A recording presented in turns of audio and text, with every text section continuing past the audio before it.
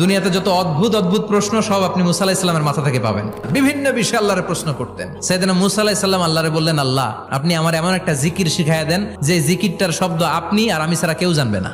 দিনে রাতে সব সময় এই জিকির আমি করব, আপনারে ডাকবো, কিন্তু শর্ত হলো এই জিকিরটা জানবে শুধু আপনি আর জানবো শুধু আমি। আল্লাহ বললেন, মুসা পড়ো লা ইলাহা ইল্লাল্লাহ।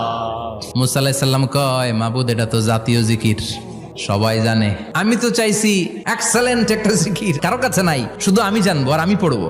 আল্লাহ বললেন, মুসা এই লা ইলাহাকে যদি এক পাল্লায় রেখে দাও, তাম বিশ্ব, 7 আকাশ 7 জমিনটারে তুলে যদি তুমি আরেক পাল্লায় রেখে দাও, লা রাজাহাত কাফাতু লা ইলাহা ইল্লাল্লাহ, মুহূর্তের মধ্যে লা ইলাহার পাল্লা ভারী হয়ে যাবে।